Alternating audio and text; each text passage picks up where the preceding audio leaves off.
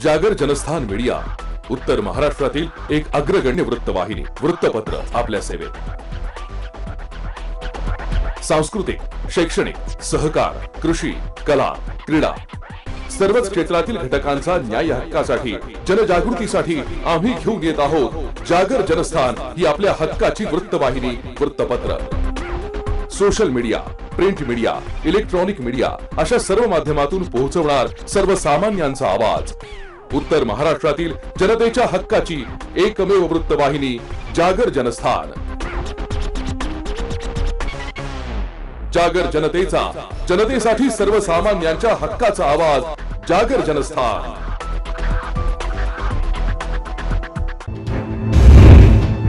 नमस्कार, जागर जनस्थानच्या बुलेटिन मध्ये मी रोहन सोनवणे आपलं स्वागत करतो। आपण घेत आहोत बातम्यांचा सविस्तर आढावा।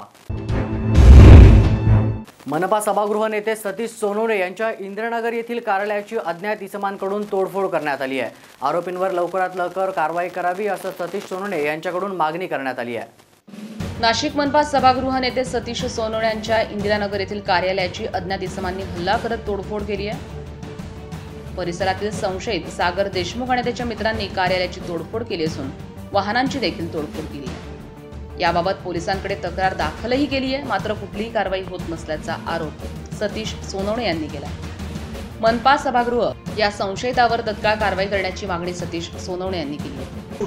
हा सदर इसम नेहमी ही चौथी वेळ आहे त्याची की त्यांनी आमच्या कार्यालयावर किंवा आमच्या गाड्यांवर किंवा आमच्या बोर्डवर हल्ला करण्याचं ही चौथी वेळ आहे आणि या संदर्भात मी पोलिसांना वारंवार निवेदन दिलेले आहे। सर्व मागच्याच आठवड्यात आमचं भारतीय जनता पक्षाचं डेलिगेशन सुद्धा त्यांना भेटलं, आमदार भेटले, त्यांना विनंती केली होती व तुम्ही या गुंडाचा बंदोबस्त करावा, परंतु अद्यापासून त्याचा बंदोबस्त करण्यात आला नाही। पोलीस मला सांगतात की त्याचा फोन बंद आहे, ट्रॅक होत नाही, पण तो रात्री दारू पिल्यावर मला शिवीगाळ करतो, मग तेव्हा कुठलाचा ट्रॅक होत नाही।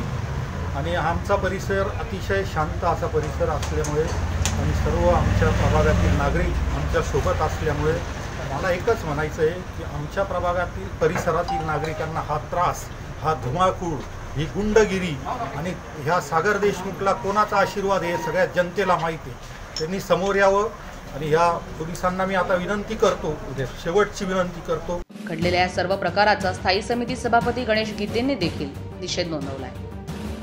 आमचे महापालिकेचे सभागृह नेते सतीश बापू सोनवणे यांचं जे कार्यालय फोडलं आहे किंवा गाडी, महापालिकेची गाडी फोडली आहे, सरकारी वस्तू फोडणं हा कायद्याने फार मोठा गुन्हा आहे आणि आम्ही सर्वजण या सर्व गोष्टीचा निषेध करतो। पण CP साहेबांनी, इथले ACP साहेबांनी आणि PI साहेबांनी आम्हाला शब्द दिला आहे का सर्व गुन्हेगारांना आम्ही लवकरात लवकर आज संध्याकाळपर्यंत अटक करू। इंदिरानगर पोलिसांकडून पुढील तपास सुरू असून आरोपींना लवकरात लवकर अटक करण्याचं आश्वासनही देण्यात आलंय। आता जो प्रकार घडलेला आहे त्याच्या अनुषंगाने CCTV फुटेज त्यांच्याकडे उपलब्ध आहे। मी स्वतः CCTV फुटेज आता बघितलेलं आहे। जी काही कारवाई आहे ती त्यांची तक्रार घेऊन नियमानुसार कारवाई होऊन आरोपी अटक करण्याची प्रक्रिया त्वरित आम्ही सुरू करणार आहे। जागर जनस्थानसाठी अमोल सोनवणे, नाशिक। मराठा आरक्षण न मिळणं हे राज्य सरकारचंच अपयश आहे। भीमगर्जना करणारं महाविकास आघाडी सरकार अपयशी ठरलंय। त्यामुळे नैतिक जबाबदारी स्वीकारून मुख्यमंत्र्यांनी राजीनामा द्यावा अशी मागणी आता राधाकृष्ण विखे पाटील यांनी केली आहे। मराठा आरक्षण न मिळण्यास आघाडी सरकार जबाबदार असून सरकारचं अपयश यातून अधोरेखित झालंय। सुप्रीम कोर्टामध्ये मराठा आरक्षणाची सरकारनं बाजू मांडली नाहीये। वकिलांना माहिती न पुरवणं हे दुर्दैवी असून जनतेनं आता रस्त्यावर उतरलं पाहिजे आणि मंत्र्यांना जाब विचारला पाहिजे असं राधाकृष्ण विखे पाटील यांनी म्हटलंय।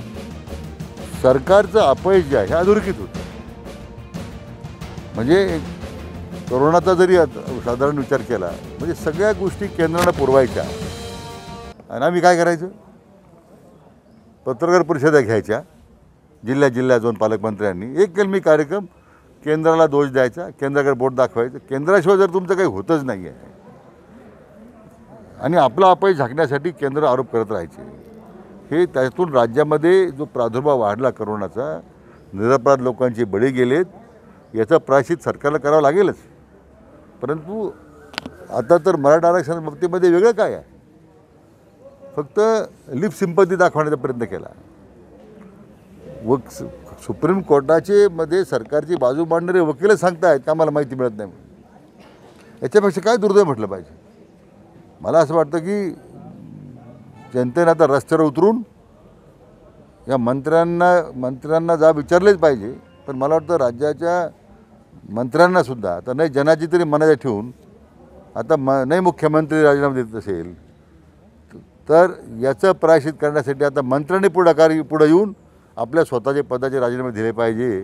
जागर जनस्थानसाठी लखन गव्हाणे, राहता.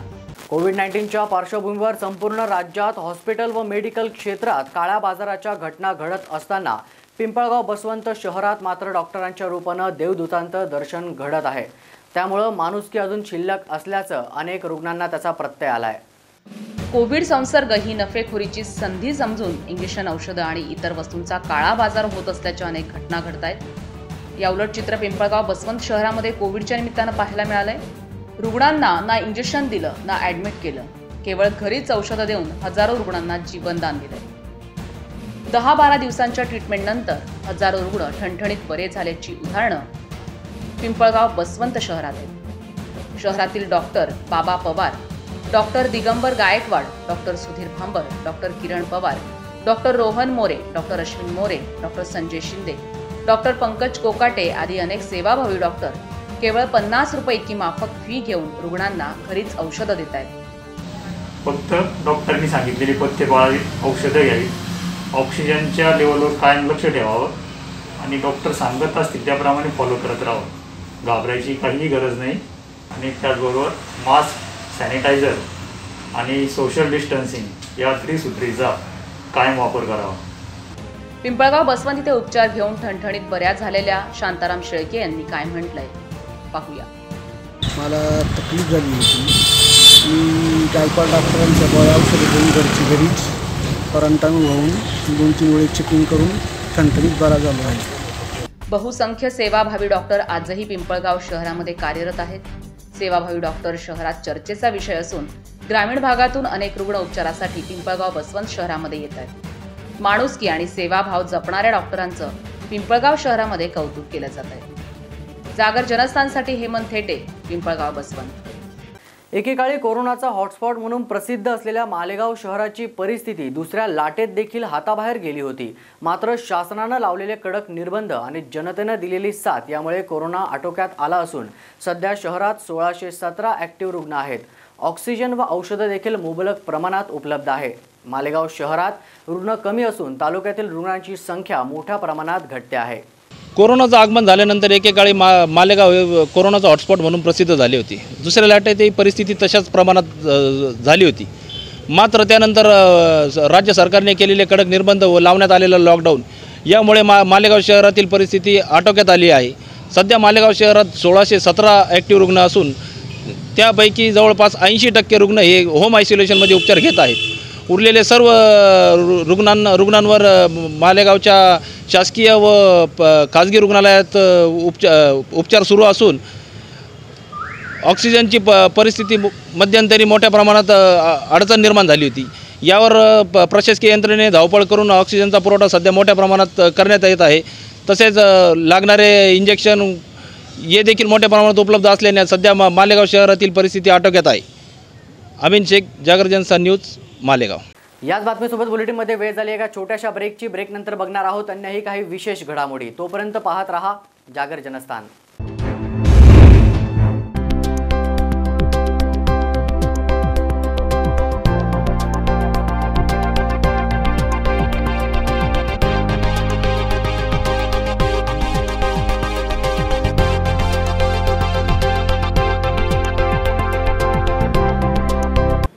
आता आम्ही आलेलो आहोत नाशिकच्या मध्यवर्ती ठिकाणी, म्हणजेच अशोका मार्ग या ठिकाणी. पण आम्ही अशोका मार्ग या ठिकाणी का आलो आहोत असा तुम्हाला प्रश्न नक्कीच पडला असेल. तर नाशिककरांना, प्रत्येक नाशिककराचं घराचं स्वप्न आहे आणि त्या स्वप्नपूर्तीसाठी कार्डा कन्स्ट्रक्शन गेल्या कित्येक वर्षापासनं त्या स्वप्नपूर्तीसाठी मदत करतोय आणि अशोका मार्गला देखील कार्डा कन्स्ट्रक्शनची नवीन साईट उभी राहू पाहतीये. त्याच साईटची, त्याच प्रोजेक्टची माहिती घेण्यासाठी आम्ही इथे आलेलो आहोत. या साईटचं विशेष महत्त्व असं आहे की आज आपण इथे या नाशिकच्या मध्यवर्ती ठिकाणी उभं आहोत आणि इतकं विस्तृत असं हे मैदान आहे. साधारणतः नाही ना 5.5 एकरची ही जागा असेल आणि ह्या जागेमध्ये एक हरियांगण नावाची रेसिडेन्शियल सोसायटी, त्याचबरोबर हायस्ट्रीट शॉपिंग ॲव्हेन्यूसारखं एक मोठं शॉपिंग मॉल इथे तयार होणार आहे. दोन्ही प्रोजेक्ट हे एकत्रितपणे इथे स्टँड होणार आहे आणि ही इतकी सुवर्ण संधी नाशिककरांना उपलब्ध करून दिलेली आहे कार्डा कन्स्ट्रक्शननी. त्यासाठी त्यांचं खरंच कौतुक करावंसं वाटतं. म्हणजे ज्या पद्धतीने आपल्याला टेक्निकल टीमने सांगितलं की सिंगापूर बेसचा हा प्रोजेक्ट असणार आहे. हायस्ट्रीट प्रोजेक्ट जो आहे तो नाशिकमध्ये प्रथमच कार्डा कन्स्ट्रक्शन आपल्यासाठी घेऊन येतो आहे आणि ही आपल्यासाठी खरंच खूप सुवर्ण संधी आहे. म्हणजे तसं बघायला गेलं तर नाशिकचे आत्ता नवीन उद्योजक असतील किंवा जे उद्योजक ज्यांचं ऑलरेडी कुठेतरी एक शॉप असेल, मात्र त्यांना ही सुवर्ण संधी आहे की आपण घरही एकाच ठिकाणी घेऊ शकतो, आपण आपलं शोरूमही एकाच ठिकाणी करू शकतो. आणि सगळ्यात महत्त्वाचं असं आहे नाही ना की ह्या सोसायटीचा जो फ्रंटेज मिळणार आहे तो डायरेक्ट फ्रंट आणि बॅक ह्याला 100 फुटाचा फ्रंटेज मिळणार आहे. ही इतकी चांगली आणि कौतुकास्पद गोष्ट आहे जी कार्डा कन्स्ट्रक्शनने आपल्याला उपलब्ध करून दिलेली आहे. आणि आज नाशिकच्या मध्यवर्ती ठिकाणी अशा जागेवरती इतक्या अत्यल्प दरामध्ये अशा गोष्टी ह्या पद्धतीचं उपलब्ध होणं ही खरंच आपल्या सगळ्यांसाठी खूप अभिमानाची गोष्ट आहे. आता पुढे आपला जो सॅम्पल फ्लॅट आहे त्याबद्दल आपल्या खरंच प्रेक्षकांना सांग. तर नाही ना, सॅम्पल फ्लॅटनंतर अतिशय एक महत्त्वाची गोष्ट मला तुला सांगावीशी वाटते की हायस्ट्रीट शॉपिंग ॲव्हेन्यूचा जो फ्रंटेज असणार आहे हा जवळपास 350 रनिंग मीटरपर्यंतचा असणार आहे. म्हणजे इतकी मोठी जागा आपल्या ग्राहकांना पार्किंगसाठी उपलब्ध होणार आहे. ओके, म्हणजे ज्या पद्धतीनं विस्तृत अशी पार्किंग ग्राहकांना मिळणार आहे त्याच पद्धतीनं गाळे आणि शोरूम्स देखील या ठिकाणी उपलब्ध आहेत. 140 स्क्वेअर फुटापासून तर 6000 स्क्वेअर फुटापर्यंतचे शोरूम या ठिकाणी हायस्ट्रीट ॲव्हेन्यूमध्ये नागरिकांना आणि नाशिककरांना उपलब्ध होणार आहेत. त्यामुळे नक्कीच नाशिकमधल्या नव उद्योजकांना आपला व्यवसाय वाढवण्यासाठी ही खूप मोठी सुवर्ण संधी कार्डा कन्स्ट्रक्शननं दिलेली आहे. त्यामुळे नाशिककरांनो तुम्ही नक्कीच याचा विचार करावा असं आम्हाला वाटतंय.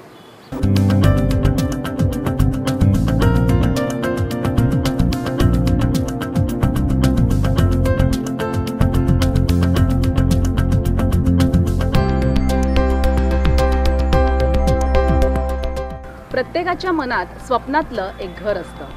निसर्गाच्या सानिध्यात मायेच्या ओलाव्यात ते सजलेलं असतं.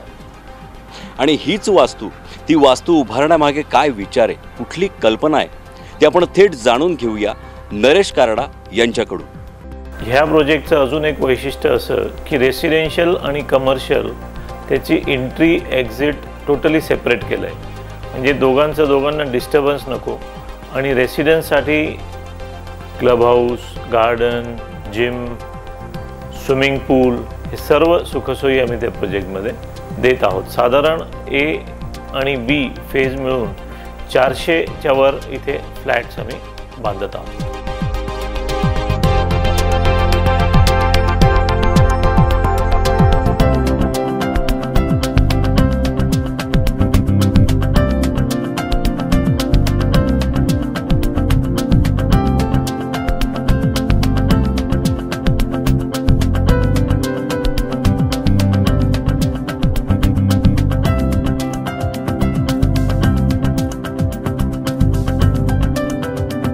अशा पद्धतीने कमर्शियल बाजू आपण पाहिलेली आहे, पण रेसिडेन्शियल म्हणजे ज्या ठिकाणी नाशिककरांना राहायचं आहे, आपलं स्वप्नातलं घर बुक करायचं आहे, ती बाजू आपल्याला बघावी लागणार आहे. तर या ठिकाणी 3 फेज असणार आहे, A+B आणि C अशा 3 फेज असणार आहे. आणि या 3 फेज म्हणून जवळजवळ 400 फ्लॅट्स इथे उपलब्ध आहेत. बरोबर आहे ना. सी फेजमध्ये आता जर आपण बघितलं तर सी फेजचं काम सुरू झालं आहे आणि जवळपास इथे 120 फ्लॅट्सचं आता काम सुरू झालेलं आहे. त्यामुळे ही खरंच नाशिककरांसाठी सुवर्ण संधी असणार आहे की त्यांनी इथे लवकरात लवकर यावं आणि त्यांनी त्यांचा फ्लॅट बुक करावा.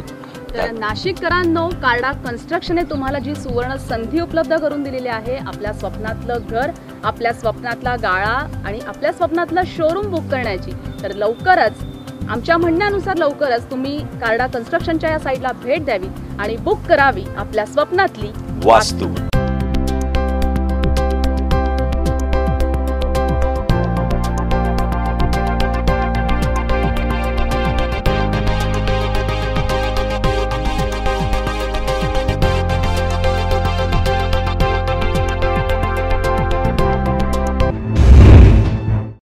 श्री स्वामी सर्व्हिसेस नाशिक या कंपनीसाठी B.Com किंवा M.Com डिप्लोमा धारक किंवा 2 वर्ष अनुभवी फायनान्स अकाउंटंट पाहिजे. HR करिता MBA HR डिग्री धारक किंवा 2 वर्ष अनुभव. HR कम्प्लायन्सेस एक्झिक्युटिव्ह त्वरित पाहिजे, वयाची अट नाही. संपर्क flat number 4 Ambika apartment, Holaram colony, साधू वासवानी रोड, मायको सर्कल जवळ, नाशिक. Phone number 0253 231 4207. मोबाईल 721 86 56 000.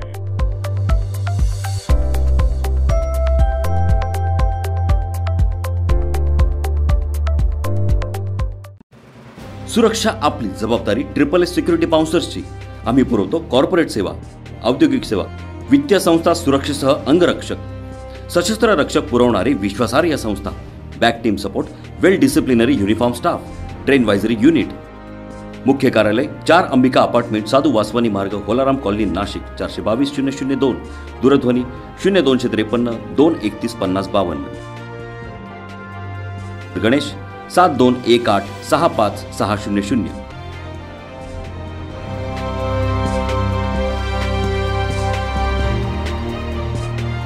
जुना वाद उकरून काढत युवकाची जन्मदिवशीच निर्घुण हत्या करण्यात आल्याची धक्कादायक घटना भंडारा जिल्ह्यातील मोहाडी तालुक्यात घडली आहे.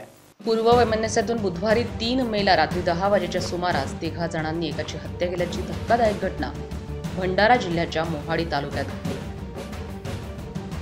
वैभव नगराळेचा बुधवारी वाढदिवस होता. मित्रांसोबत वाढदिवस साजरा करून तो घराकडे परतत असताना वाटेत जयेश सोबत त्याचा वाद झाला. वाद विकोपाला गेल्यानंतर जयेशचा भाऊ जोशील शिंदे यानं धावत जाऊन घरातून चाकू आणला आणि वैभववर वार करून त्याला जखमी केले.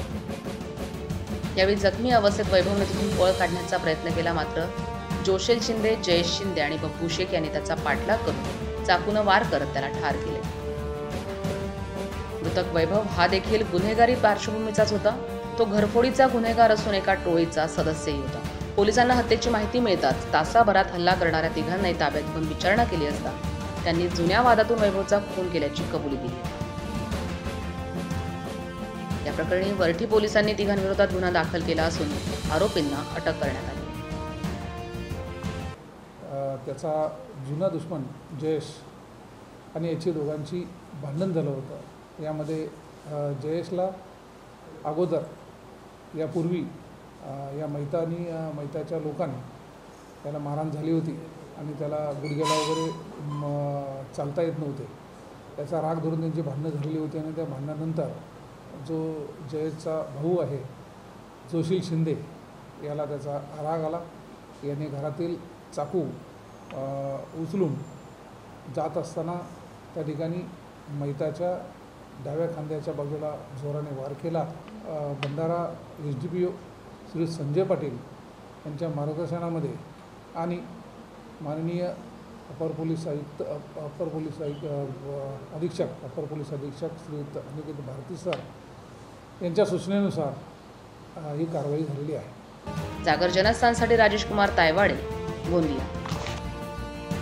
इगतपुरी नगर परिषद हद्दीत महिंद्रा कॉलनी गेट ते जिल्हा परिषद रेस्ट हाऊस या 60 लाख रुपये किमतीच्या सिमेंट कॉन्क्रीट रस्त्याचं एका महिन्यातच 3-13 वाजले. या रस्त्याच्या कामात मोठा भ्रष्टाचार झाला असल्याचा आरोप नागरिकांनी केला असून या ठेकेदाराची व संबंधित अधिकाऱ्याची चौकशी करण्यात यावी अशी मागणी आता जोर धरत आहे.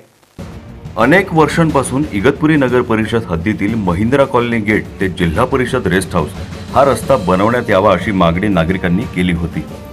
कोरोना काळात जवळपास 60 लाख रुपये खर्च करून हा रस्ता बनवण्यात आला. दरम्यान संबंधित ठेकेदारांकडून हा रस्ता नगर परिषदेला 30 मार्च 2021 रोजी हस्तांतरित करण्यात आला.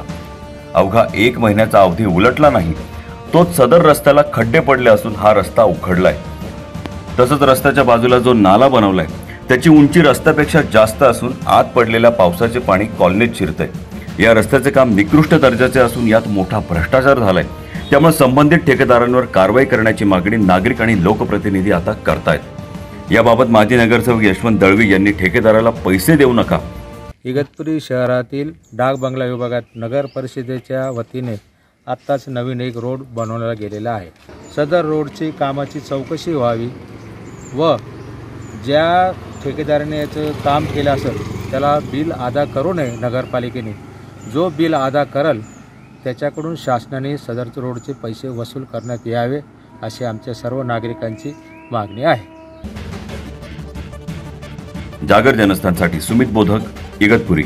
भंडारा शहरातील कॅनरा बँकला पहाटेच्या सुमारास आग लागली आहे। 3 तासाच्या अथक परिश्रमांनंतर अग्निशमक दलाला ही आग विझवण्यामध्ये यश आलंय। भंडारा शहरातील बस स्थानकाजवळ असलेल्या कॅनरा बँकेला पहाटेच्या सुमारास अचानक आग लागली। बँकेतून धूर निघत असल्याने ही बाब उघडकीस आली। नागरिकांनी त्वरित अग्निशमन विभागाला माहिती दिली। त्यानंतर अग्निशमन विभागाच्या 2 गाड्या घटनास्थळी पोहोचल्यानंतर 3 तासाच्या अथक प्रयत्नानंतर आग विझवण्यात यश आले। ही आग शॉर्ट सर्किटमुळे लागली असल्याचा प्राथमिक अंदाज वर्तवला जातोय।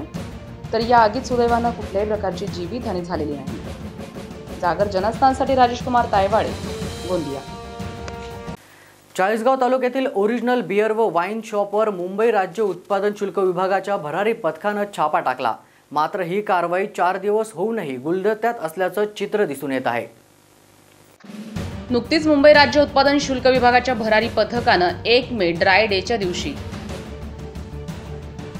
SBI बँकेसमोरील भडगाव रोड येथील ओरिजिनल बियर आणि वाईन शॉपीवर धाड टाकली आहे। मात्र ही कारवाई 4 दिवस होऊन गुलदस्त्यात असल्याचं चित्र आहे। दुकानाला सील लावणं, परवाना रद्द करणं,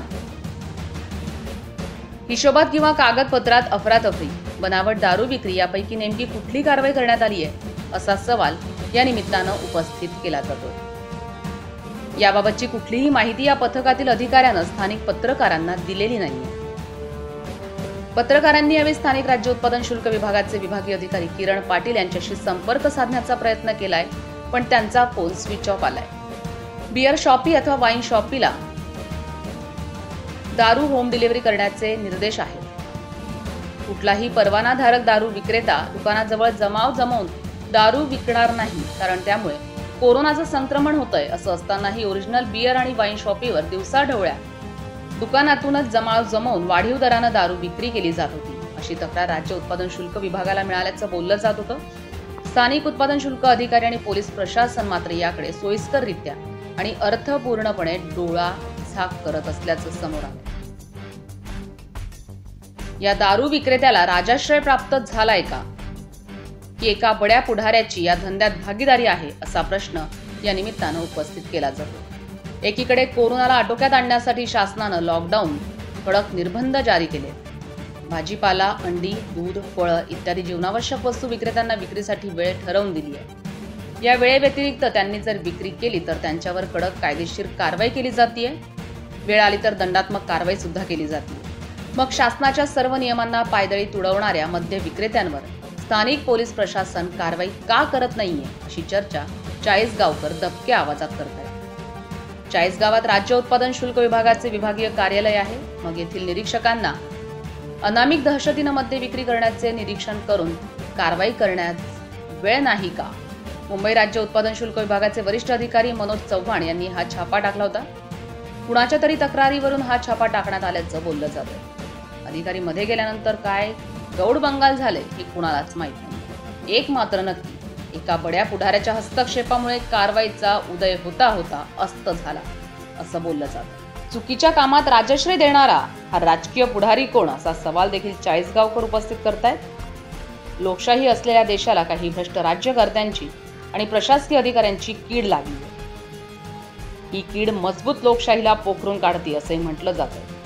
यावर प्रामाणिक राज्यकर्त्यांनी आणि आपल्या कर्तव्याशी इमान राखणाऱ्या प्रशासकीय अधिकाऱ्यांनी नक्कीच विचार करण्याची गरज आहे। स्थानिक पोलीस प्रशासन आणि दारूबंदी विभागाचे अधिकारी कर्मचारी हे मूग गिळून का बसतात, हे बघ्याची भूमिका का घेतात? इतकं असूनही जर मुंबईचं पथक या ठिकाणी येऊन कारवाई करत असेल आणि ती कारवाईसुद्धा गुलदस्त्यात असेल, तर नेमकं शासन प्रशासनावर जनतेचा विश्वास राहील का? आणि मागील वर्षीसुद्धा या भडगाव रोडवरील ओरिजिनल बियर व वाईन शॉपी याचे चालक मालक उदय पवार यांनी मागील वर्षीसुद्धा लाखो करोडो रुपयाची दारू विकली, उदास विकली, परंतु कुणीही त्यांना हटकलं नाही किंवा प्रतिरोध केला नाही।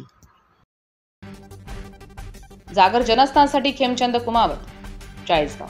मनपा सभागृह नेते सतीश सोनवणे यांच्या इंदिरानगर येथील कार्यालयाची अज्ञात इसमांकडून तोडफोड करण्यात आली आहे। आरोपींवर लवकरात लवकर कारवाई करावी असं सतीश सोनवणे यांच्याकडून मागणी करण्यात आली आहे। नाशिक मनपा सभागृह नेते सतीश सोनवणे यांच्या इंदिरानगर येथील कार्यालयाची अज्ञात इसमांनी हल्ला करत तोडफोड केली आहे। परिसरातील संशयित सागर देशमुख आणि त्याच्या मित्रांनी कार्यालयाची तोडफोड केली असून वाहनांची देखील तोडफोड केली आहे। याबाबत पोलिसांकडे तक्रार दाखलही केली आहे, मात्र कुठलीही कारवाई होत नसल्याचा आरोप सतीश सोनवणे यांनी केला। मनपा सभागृह या संशयितावर तत्काळ कारवाई करण्याची मागणी सतीश सोनवणे यांनी केली आहे। हा सदर इसम नेहमी ही चौथी वेळ आहे त्याची की त्यांनी आमच्या कार्यालयावर किंवा आमच्या गाड्यांवर किंवा आमच्या बोर्डवर हल्ला करण्याचं ही चौथी वेळ आहे। आणि या संदर्भात मी पोलिसांना वारंवार निवेदन दिलेले आहे। सर्व मागच्याच आठवड्यात आमचं भारतीय जनता पक्षाचं डेलिगेशनसुद्धा त्यांना भेटलं, आमदार भेटले, त्यांना विनंती केली होती व तुम्ही या गुंडाचा बंदोबस्त करावा, परंतु अद्याप त्याचा बंदोबस्त करण्यात आला नाही। पोलीस मला सांगतात की त्याचा फोन बंद आहे, ट्रॅक होत नाही, पण तो रात्री दारू पिल्यावर मला शिवीगाळ करतो, मग तेव्हा कुठलाचा ट्रॅक होत नाही। आणि आमचा परिसर अतिशय शांत असा परिसर असल्यामुळे आणि सर्व आमच्या प्रभागातील नागरिक आमच्यासोबत असल्यामुळे मला एकच म्हणायचं आहे की आमच्या प्रभागातील परिसरातील नागरिकांना हा त्रास, हा धुमाकूळ, ही गुंडगिरी आणि ह्या सागर देशमुखला कोणाचा आशीर्वाद आहे सगळ्या जनतेला माहिती आहे। त्यांनी समोर यावं आणि ह्या पोलिसांना मी आता विनंती करतो, शेवटची विनंती करतो। घडलेल्या या सर्व प्रकाराचा स्थायी समिती सभापती गणेश गीतेंनी देखील निषेध नोंदवला आहे। आमचे महापालिकेचे सभागृह नेते सतीश बापू सोनवणे यांचं जे कार्यालय फोडलं आहे किंवा महापालिकेची गाडी फोडली आहे, सरकारी वस्तू फोडणं हा कायद्याने फार मोठा गुन्हा आहे आणि आम्ही सर्वजण या सर्व गोष्टीचा निषेध करतो। पण CP साहेबांनी, इथले ACP साहेबांनी आणि PI साहेबांनी आम्हाला शब्द दिला आहे का सर्व गुन्हेगारांना आम्ही लवकरात लवकर आज संध्याकाळपर्यंत अटक करू। इंदिरानगर पोलिसांकडून पुढील तपास सुरू असून आरोपींना लवकरात लवकर अटक करण्याचं आश्वासनही देण्यात आलंय। आता जो प्रकार घडलेला आहे त्याच्या अनुषंगाने CCTV फुटेज त्यांच्याकडे उपलब्ध आहे। मी स्वतः CCTV फुटेज आता बघितलेलं आहे। जी काही कारवाई आहे ती त्यांची तक्रार घेऊन नियमानुसार कारवाई होऊन आरोपी अटक करण्याची प्रक्रिया त्वरित आम्ही सुरू करणार आहोत। जागर जनस्थानसाठी अमोल सोनवणे, नाशिक। मराठा आरक्षण न मिळणं हे राज्य सरकारचंच अपयश आहे। भीमगर्जना करणारं महाविकास आघाडी सरकार अपयशी ठरलंय, त्यामुळे नैतिक जबाबदारी स्वीकारून मुख्यमंत्र्यांनी राजीनामा द्यावा अशी मागणी आता राधाकृष्ण विखे पाटील यांनी केली आहे। मराठा आरक्षण न मिळण्यास आघाडी सरकार जबाबदार असून सरकारचं अपयश यातून अधोरेखित झालंय। सुप्रीम कोर्टामध्ये मराठा आरक्षणाची सरकारनं बाजू मांडली नाहीये। वकिलांना माहिती न पुरवणं हे दुर्दैवी असून जनतेनं आता रस्त्यावर उतरलं पाहिजे आणि मंत्र्यांना जाब विचारला पाहिजे असं राधाकृष्ण विखे पाटील यांनी म्हटलंय। सरकारचं अपयश जे आहे हे अधोरेखित होतं। म्हणजे कोरोनाचा जरी साधारण विचार केला म्हणजे सगळ्या गोष्टी केंद्रानं पुरवायच्या आणि आम्ही काय करायचं, पत्रकार परिषदा घ्यायच्या जिल्ह्यात जाऊन पालकमंत्र्यांनी एक कलमी कार्यक्रम, केंद्राला दोष द्यायचा, केंद्राकडे बोट दाखवायचं। केंद्राशिवाय जर तुमचं काही होतच नाही आहे आणि आपला अपयश झाकण्यासाठी केंद्र आरोप करत राहायचे, हे त्यातून राज्यामध्ये जो प्रादुर्भाव वाढला कोरोनाचा, निरपराध लोकांचे बळी गेलेत, याचं प्रायश्चित सरकारला करावं लागेलच। परंतु आता तर मराठा आरक्षण बाबतीमध्ये वेगळं काय आहे, फक्त लिप सिंपती दाखवण्याचा प्रयत्न केला व सुप्रीम कोर्टाचे मध्ये सरकारची बाजू मांडणारे वकीलच सांगतायत का आम्हाला माहिती मिळत नाही। याच्यापेक्षा काय दुर्दैव म्हटलं पाहिजे। मला असं वाटतं की जनतेनं आता रस्त्यावर उतरून या मंत्र्यांना जाब विचारलेच पाहिजे। पण मला वाटतं राज्याच्या मंत्र्यांनासुद्धा आता नाही जनाची तरी मनात ठेवून आता नाही मुख्यमंत्री राजीनामा देत असेल तर याचं प्रायश्चित करण्यासाठी आता मंत्र्यांनी पुढे येऊन आपल्या स्वतःचे पदाचे राजीनामे दिले पाहिजे। जागर जनस्थानसाठी लखन गव्हाणे, राहता। कोविड-19च्या पार्श्वभूमीवर संपूर्ण राज्यात हॉस्पिटल व मेडिकल क्षेत्रात काळ्या बाजाराच्या घटना घडत असताना पिंपळगाव बसवंत शहरात मात्र डॉक्टरांच्या रूपानं देवदूतांचं दर्शन घडत आहे। त्यामुळे माणुसकी अजून शिल्लक असल्याचं अनेक रुग्णांना त्याचा प्रत्यय आलाय। कोविड संसर्ग ही नफेखोरीची संधी समजून इंजेक्शन, औषधं आणि इतर वस्तूंचा काळा बाजार होत असल्याच्या अनेक घटना घडतायत। या उलट चित्र पिंपळगाव बसवंत शहरामध्ये कोविडच्या निमित्तानं पाहायला मिळालंय। रुग्णांना ना इंजेक्शन दिलं ना ॲडमिट केलं, केवळ घरीच औषधं देऊन हजारो रुग्णांना जीवनदान दिलंय। 10-12 दिवसांच्या ट्रीटमेंटनंतर हजारो रुग्ण ठणठणीत बरे झाल्याची उदाहरणं पिंपळगाव बसवंत शहरात आहेत. शहरातील doctor Baba Pawar, doctor Digambar Gaikwad, doctor Sudhir Bhambar, doctor Kiran Pawar, doctor Rohan More, doctor Ashwin More, doctor Sanjay Shinde, doctor Pankaj Kokate आदी अनेक सेवाभावी डॉक्टर केवळ 50 रुपये इतकी माफक फी घेऊन रुग्णांना घरीच औषधं देत आहेत. फक्त डॉक्टरांनी सांगितलेली पथ्य पाळावी, औषधं घ्यावी, ऑक्सिजनच्या लेवलवर कायम लक्ष ठेवावं आणि डॉक्टर सांगत असतील त्याप्रमाणे फॉलो करत राहावं. घाबरायची काहीही गरज नाही. आणि त्याचबरोबर मास्क, सॅनिटायझर आणि सोशल डिस्टन्सिंग या त्रिसूत्रीचा कायम वापर करावा. पिंपळगाव बसवंत इथे उपचार घेऊन ठणठणीत बऱ्या झालेल्या शांताराम शेळके यांनी काय म्हटलंय पाहूया. मला तकलीफ झाली होती. मी गायकवाड डॉक्टरांच्या गोळ्या औषधं घेऊन घरीच क्वारंटाईन होऊन 2-3 वेळेस चेकिंग करून ठणठणीत बरा झालो आहे. बहुसंख्य सेवाभावी डॉक्टर आजही पिंपळगाव शहरामध्ये कार्यरत आहेत. सेवाभावी डॉक्टर शहरात चर्चेचा विषय असून ग्रामीण भागातून अनेक रुग्ण उपचारासाठी पिंपळगाव बसवंत शहरामध्ये येत आहेत. माणुसकी आणि सेवाभाव जपणाऱ्या डॉक्टरांचं पिंपळगाव शहरामध्ये कौतुक केलं जात आहे. जागर जनस्थानसाठी हेमंत थेटे, पिंपळगाव बसवंत. एकेकाळी कोरोनाचा हॉटस्पॉट म्हणून प्रसिद्ध असलेल्या मालेगाव शहराची परिस्थिती दुसऱ्या लाटेत देखील हाताबाहेर गेली होती. मात्र शासनानं लावलेले कडक निर्बंध आणि जनतेनं दिलेली साथ यामुळे कोरोना आटोक्यात आला असून सध्या शहरात 1617 ॲक्टिव्ह रुग्ण आहेत. ऑक्सिजन व औषधं देखील मुबलक प्रमाणात उपलब्ध आहे. मालेगाव शहरात रुग्ण कमी असून तालुक्यातील रुग्णांची संख्या मोठ्या प्रमाणात घटते आहे. कोरोनाचं आगमन झाल्यानंतर एकेकाळी मालेगाव हे कोरोनाचा हॉटस्पॉट म्हणून प्रसिद्ध झाली होती. दुसऱ्या लाटेत ही परिस्थिती तशाच प्रमाणात झाली होती. मात्र त्यानंतर राज्य सरकारने केलेले कडक निर्बंध व लावण्यात आलेलं लॉकडाऊन यामुळे मालेगाव शहरातील परिस्थिती आटोक्यात आली आहे. सध्या मालेगाव शहरात 1617 ॲक्टिव्ह रुग्ण असून त्यापैकी जवळपास 80% रुग्ण हे होम आयसोलेशनमध्ये उपचार घेत आहेत. उरलेले सर्व रुग्णांवर मालेगावच्या शासकीय व खाजगी रुग्णालयात उपचार सुरू असून ऑक्सिजनची परिस्थिती मध्यंतरी मोठ्या प्रमाणात अडचण निर्माण झाली होती. यावर प्रशासकीय यंत्रणेने धावपळ करून ऑक्सिजनचा पुरवठा सध्या मोठ्या प्रमाणात करण्यात येत आहे. तसेच लागणारे इंजेक्शन हे देखील मोठ्या प्रमाणात उपलब्ध असल्याने सध्या मालेगाव शहरातील परिस्थिती आटोक्यात आहे. अमीन शेख, जागर जनस्थान न्यूज, मालेगाव. याच बातमीसोबत बुलेटिनमध्ये वेळ झाली एका छोट्याशा ब्रेकची. ब्रेकनंतर बघणार आहोत अन्यही काही विशेष घडामोडी. तोपर्यंत पाहत रहा जागर जनस्थान.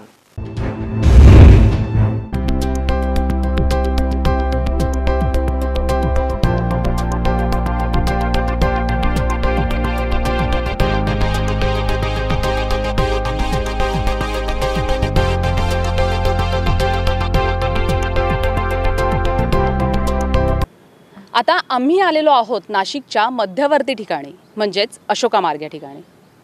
पण आम्ही अशोका मार्ग या ठिकाणी का आलो आहोत असा तुम्हाला प्रश्न नक्कीच पडला असेल.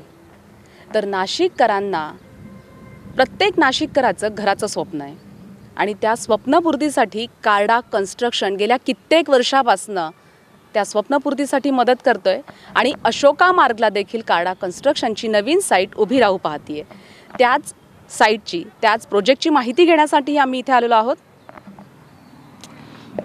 या साईटचं विशेष महत्त्व असं आहे की आज आपण इथे या नाशिकच्या मध्यवर्ती ठिकाणी उभं आहोत आणि इतकं विस्तृत असं हे मैदान आहे. साधारणतः नाही ना 5.5 एकरची ही जागा असेल आणि ह्या जागेमध्ये एक हरियांगण नावाची रेसिडेन्शियल सोसायटी, त्याचबरोबर हायस्ट्रीट शॉपिंग ॲव्हेन्यूसारखं एक मोठं शॉपिंग मॉल इथे तयार होणार आहे. दोन्ही प्रोजेक्ट हे एकत्रितपणे इथे स्टँड होणार आहे आणि ही इतकी सुवर्ण संधी नाशिककरांना उपलब्ध करून दिलेली आहे कार्डा कन्स्ट्रक्शननी. त्यासाठी त्यांचं खरंच कौतुक करावंसं वाटतं. म्हणजे ज्या पद्धतीने आपल्याला टेक्निकल टीमने सांगितलं की सिंगापूर बेसचा हा प्रोजेक्ट असणार आहे. हाय स्ट्रीट प्रोजेक्ट जो आहे तो नाशिकमध्ये प्रथमच कार्डा कन्स्ट्रक्शन आपल्यासाठी घेऊन येतो आहे आणि ही आपल्यासाठी खरंच खूप सुवर्ण संधी आहे. म्हणजे तसं बघायला गेलं तर नाशिकचे आत्ता नवीन उद्योजक असतील किंवा जे उद्योजक ज्यांचं ऑलरेडी कुठेतरी एक शॉप असेल, मात्र त्यांना ही सुवर्ण संधी आहे की आपण घरही एकाच ठिकाणी घेऊ शकतो, आपण आपलं शोरूमही एकाच ठिकाणी करू शकतो. आणि सगळ्यात महत्त्वाचं असं आहे नाही ना की ह्या सोसायटीचा जो फ्रंटेज मिळणार आहे तो डायरेक्ट फ्रंट आणि बॅक ह्याला 100 फुटाचा फ्रंटेज मिळणार आहे. ही इतकी चांगली आणि कौतुकास्पद गोष्ट आहे जी कार्डा कन्स्ट्रक्शनने आपल्याला उपलब्ध करून दिलेली आहे.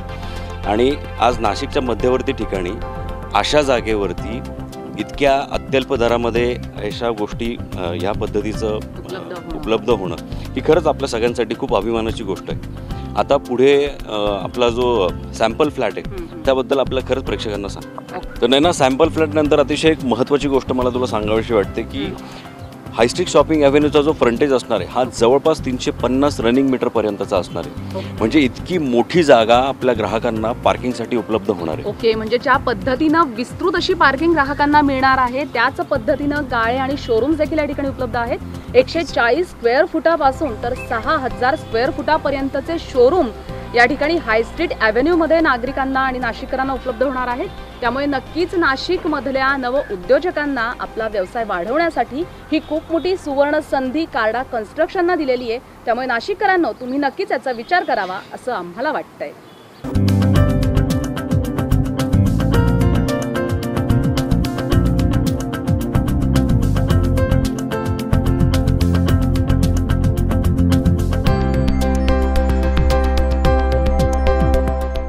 प्रत्येकाच्या मनात स्वप्नातलं एक घर असतं. निसर्गाच्या सानिध्यात मायेच्या ओलाव्यात ते सजलेलं असतं. आणि हीच वास्तू, ती वास्तू उभारण्यामागे काय विचार आहे, कुठली कल्पना आहे, ते आपण थेट जाणून घेऊया नरेश कार्डा यांच्याकडून. ह्या प्रोजेक्टचं अजून एक वैशिष्ट्य असं की रेसिडेन्शियल आणि कमर्शियल त्याची एंट्री एक्झिट टोटली सेपरेट केलं आहे. म्हणजे दोघांना डिस्टर्बन्स नको.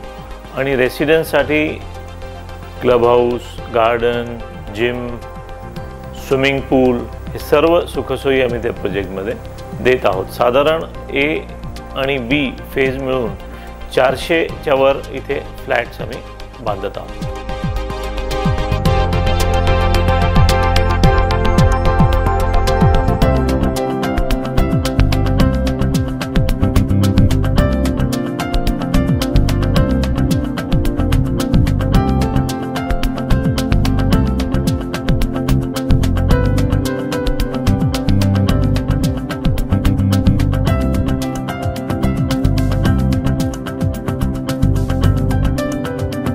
अशा पद्धतीने कमर्शियल बाजू आपण पाहिलेली आहे. पण रेसिडेन्शियल म्हणजे ज्या ठिकाणी नाशिककरांना राहायचं आहे, आपलं स्वप्नातलं घर बुक करायचं आहे, ती बाजू आपल्याला बघावी लागणार आहे.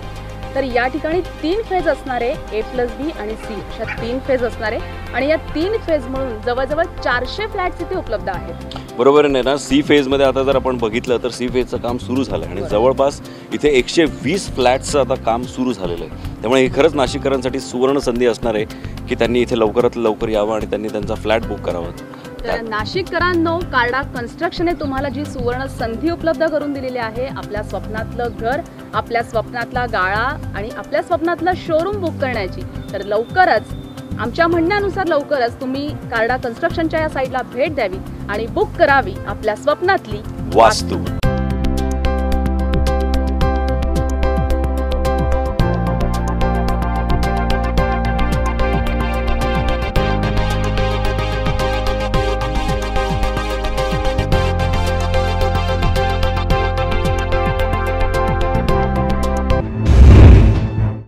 श्री स्वामी सर्व्हिसेस नाशिक या कंपनीसाठी B.Com किंवा M.Com डिप्लोमाधारक किंवा 2 वर्ष अनुभवी फायनान्स अकाउंटंट पाहिजे.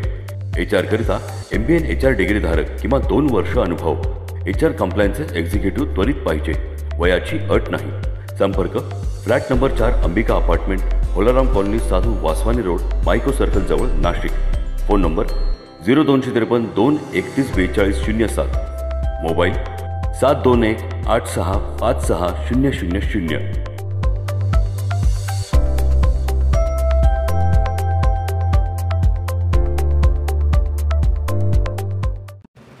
सुरक्षा आपली जबाबदारी. SSS security बाउन्सर्सची.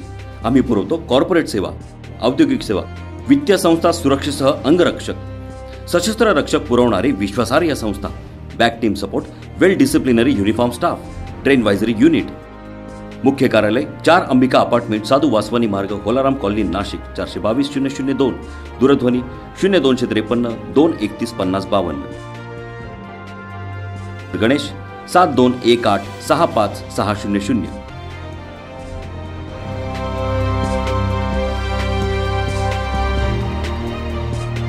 जुना जुना वाद उकरून काढत युवकाची जन्मदिवशीच निर्घुण हत्या करण्यात आल्याची धक्कादायक घटना भंडारा जिल्ह्यातील मोहाडी तालुक्यात घडली आहे।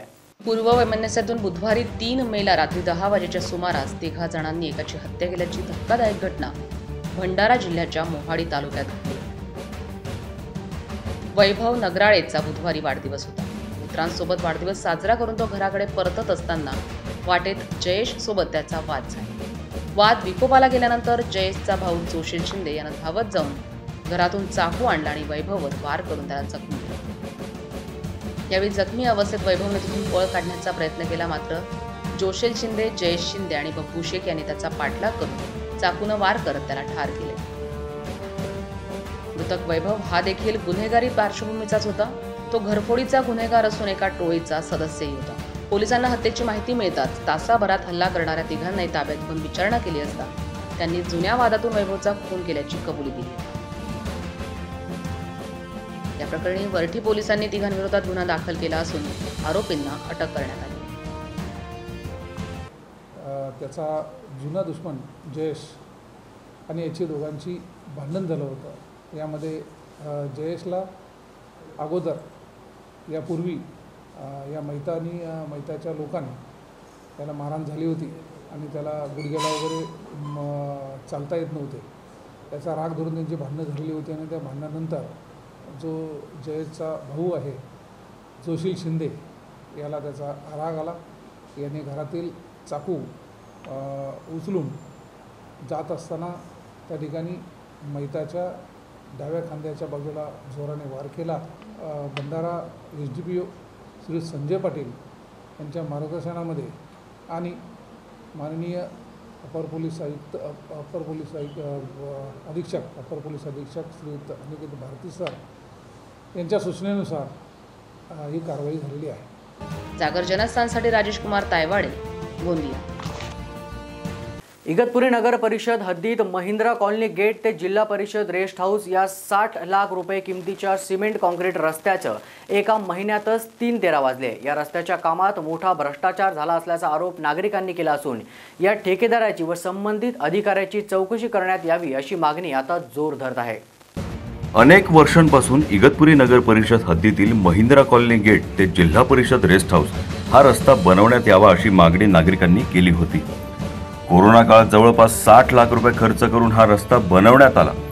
दरम्यान संबंधित ठेकेदारांकडून हा रस्ता नगर परिषदेला 30 मार्च 2021 रोजी हस्तांतरित करण्यात आला। अवघा 1 महिन्याचा अवधी उलटला नाही तोच सदर रस्त्याला खड्डे पडले असून हा रस्ता उखडलाय। तसंच रस्त्याच्या बाजूला जो नाला बनवलाय त्याची उंची रस्त्यापेक्षा जास्त असून आत पडलेल्या पावसाचे पाणी कॉलनीत शिरतंय। या रस्त्याचे काम निकृष्ट दर्जाचे असून यात मोठा भ्रष्टाचार झालाय। त्यामुळे संबंधित ठेकेदारांवर कारवाई करण्याची मागणी नागरिक आणि लोकप्रतिनिधी आता करतायत। याबाबत माजी नगरसेवक यशवंत दळवी यांनी ठेकेदाराला पैसे देऊ नका। इगतपुरी शहरातील डाक बंगला विभागात नगर परिषदेच्या वतीने आत्ताच नवीन एक रोड बनवला गेलेला आहे। सदर रोडची कामाची चौकशी व्हावी व ज्या ठेकेदाराने याचं काम केलं असेल त्याला बिल अदा करू नये। नगरपालिकेने जो बिल अदा करल त्याच्याकडून शासनाने सदर रोडचे पैसे वसूल करण्यात यावे अशी आमच्या सर्व नागरिकांची मागणी आहे। जागर जनस्थानसाठी सुमित बोधक, इगतपुरी। भंडारा शहरातील कॅनरा बँकला पहाटेच्या सुमारास आग लागली आहे। 3 तासाच्या अथक परिश्रमांनंतर अग्निशमक दलाला ही आग विझवण्यामध्ये यश आलंय। भंडारा शहरातील बस स्थानकाजवळ असलेल्या कॅनरा बँकेला पहाटेच्या सुमारास अचानक आग लागली। बँकेतून धूर निघत असल्यानं ही बाब उघडकीस आली। नागरिकांनी त्वरित अग्निशमन विभागाला माहिती दिली। त्यानंतर अग्निशमन विभागाच्या 2 गाड्या घटनास्थळी पोहोचल्यानंतर 3 तासाच्या अथक प्रयत्नानंतर आग विझवण्यात यश आले। ही आग शॉर्ट सर्किटमुळे लागली असल्याचा प्राथमिक अंदाज वर्तवला जातोय। तर या आगीत सुदैवानं कुठल्याही प्रकारची जीवितहानी झालेली नाही। जागर जनस्थानसाठी राजेश कुमार तायवाडे, गोंदिया। चाळीसगाव तालुक्यातील ओरिजिनल बियर व वाईन शॉपवर मुंबई राज्य उत्पादन शुल्क विभागाच्या भरारी पथकानं छापा टाकला। मात्र ही कारवाई 4 दिवस होऊनही गुलदस्त्यात असल्याचं चित्र दिसून येत आहे। नुकतीच मुंबई राज्य उत्पादन शुल्क विभागाच्या भरारी पथकानं 1 मे ड्राय डेच्या दिवशी SBI बँकेसमोरील भडगाव रोड येथील ओरिजिनल बियर आणि वाईन शॉपीवर धाड टाकली आहे। मात्र ही कारवाई 4 दिवस होऊन गुलदस्त्यात असल्याचं चित्र आहे। दुकानाला सील लावणं, परवाना रद्द करणं, हिशोबात किंवा कागदपत्रात अफरातफरी, बनावट दारू विक्री यापैकी नेमकी कुठली कारवाई करण्यात आली आहे असा सवाल या निमित्तानं उपस्थित केला जातो. याबाबतची कुठलीही माहिती या पथकातील अधिकाऱ्यानं स्थानिक पत्रकारांना दिलेली नाहीये.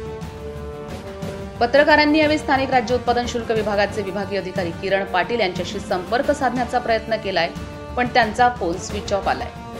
बियर शॉपी अथवा वाईन शॉपीला दारू होम डिलिव्हरी करण्याचे निर्देश आहेत. कुठलाही परवानाधारक दारू विक्रेता दुकानाजवळ जमाव जमवून दारू विकणार नाही, कारण त्यामुळे कोरोनाचं संक्रमण होतंय. असं असतानाही ओरिजिनल बियर आणि वाईन शॉपीवर दिवसाढवळ्या दुकानातूनच जमाव जमवून वाढीव दरानं दारू विक्री केली जात होती, अशी तक्रार राज्य उत्पादन शुल्क विभागाला मिळाल्याचं बोललं जात होतं. स्थानिक उत्पादन शुल्क अधिकारी आणि पोलीस प्रशासन मात्र याकडे सोयीस्कररित्या आणि अर्थपूर्णपणे डोळा झाक करत असल्याचं समोर आलं. या दारू विक्रेत्याला राजाश्रय प्राप्त झालाय का, की एका बड्या पुढाऱ्याची या धंद्यात भागीदारी आहे, असा प्रश्न या निमित्तानं उपस्थित केला जातो.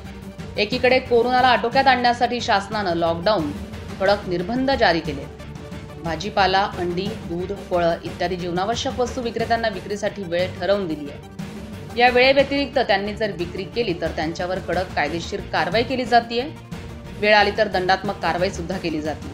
मग शासनाच्या सर्व नियमांना पायदळी तुडवणाऱ्या मद्य विक्रेत्यांवर स्थानिक पोलीस प्रशासन कारवाई का करत नाहीये, अशी चर्चा चाळीसगावकर दबक्या आवाजात करत आहेत. चाळीसगावात राज्य उत्पादन शुल्क विभागाचे विभागीय कार्यालय आहे. मग येथील निरीक्षकांना अनामिक दहशतीनं मद्य विक्री करण्याचे निरीक्षण करून कारवाई करण्यात वेळ नाही का? मुंबई राज्य उत्पादन शुल्क विभागाचे वरिष्ठ अधिकारी मनोज चव्हाण यांनी हा छापा टाकला होता. कुणाच्या तरी तक्रारीवरून हा छापा टाकण्यात आल्याचं बोललं जातं. अधिकारी मध्ये गेल्यानंतर काय गौड बंगाल झाले हे कुणालाच माहित नाही. एक मात्र नक्की, एका बड्या पुढाऱ्याच्या हस्तक्षेपामुळे कारवाईचा उदय होता होता अस्त झाला, असं बोललं जातं. चुकीच्या कामात राजश्रय देणारा हा राजकीय पुढारी कोण, असा सवाल देखील चाळीसगावकर उपस्थित करतायत. लोकशाही असलेल्या देशाला काही भ्रष्ट राज्यकर्त्यांची आणि प्रशासकीय अधिकाऱ्यांची कीड लागली.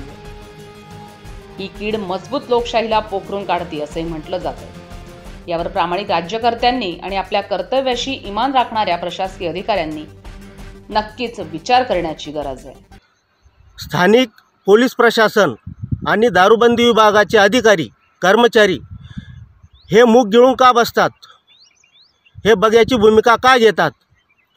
इतकं असूनही जर मुंबईचं पथक या ठिकाणी येऊन कारवाई करत असेल आणि ती कारवाईसुद्धा गुलदस्त्यात असेल, तर नेमकं शासन प्रशासनावर जनतेचा विश्वास राहील का? आणि मागील वर्षीसुद्धा या भडगाव रोडवरील ओरिजिनल बियर व वाईन शॉपी याचे चालक मालक उदय पवार यांनी मागील वर्षीसुद्धा लाखो करोडो रुपयाची दारू विकली, उदास विकली, परंतु कुणीही त्यांना हटकलं नाही किंवा प्रतिरोध केला नाही. जागर जनस्थानसाठी खेमचंद कुमावत, चाळीसगाव. याच बातमीबरोबर बुलेटिनमध्ये वेळ झाली इथेच थांबण्याची. पुन्हा भेटणार आहोत पुढील प्रसारणात. तोपर्यंत पाहत रहा जागर जनस्थान.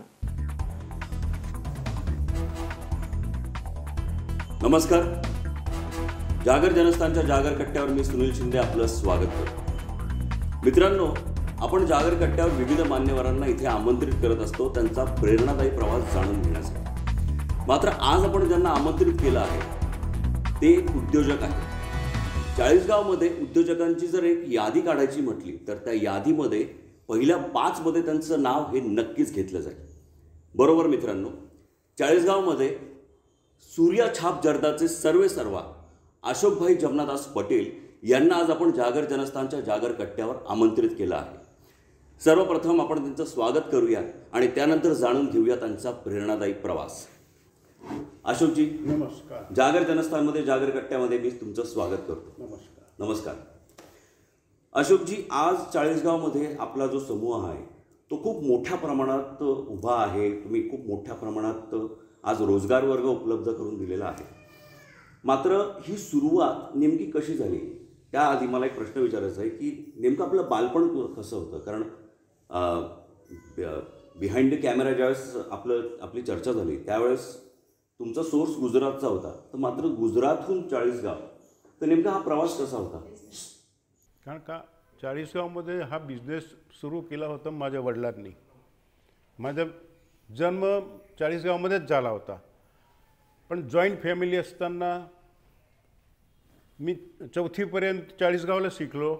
मग वडिलांनी सांगून दिलं, आता तू जाय गुजरातला शिकायला. मला पाठवून दिलं गुजरातला. तिथे माझे दुसरे काका होते, त्यांच्याबरोबर मी राहायचो. तिथून मी दुसऱ्याच वर्षी मला आनंद हॉस्पिटलमध्ये त्यांनी ठेवून दिला का तू इकडे अभ्यास कर. तर मी तिकडे मॅट्रिकपर्यंत मी आनंद हॉस्टेलमध्ये राहिलो. आणि नंतर मला शेजारी विद्यानगर म्हणून मोठं टाऊन आहे, तिथे कॉलेज केली 2 वर्ष. FY पर्यंत तिकडे शिकलो. मग अहमदाबादला SY करायला गेलो, तिकडे SY केली. मग माझं लग्न झालं. आता लग्न झाल्यानंतर मला आणखीन पुढे शिकायचं होतं, पण वडिलांनी मला सांगून दिलं, तुला हे कॉमर्सची डिग्री घ्यायची काही गरज नाही आहे, त्याच्यापेक्षा आपल्याकडे घरची डिग्री आहे म्हणे, तुला 40 गावला जावं लागेल. मग वडिलांनी सांगितलं का मग आपलं काही चालत नाही. मग मी 40 गावला आलो. इथे आपला धंदा होता. वडिलांनी सांगितलं इथे दुसऱ्या माणसाची फार गरज आहे, त्याच्यापेक्षा आपल्या घरचे माणसं आहेत, तुम्ही काम करायलाच पाहिजे तिकडे. तर ओके, मला काही जास्त बोलता आलं नाही. मी इकडे बिझनेसमध्ये जॉईन झालो. तेव्हा चहाचा आणि टॉबॅकोचा लूज मालचा फार विक्री व्हायची.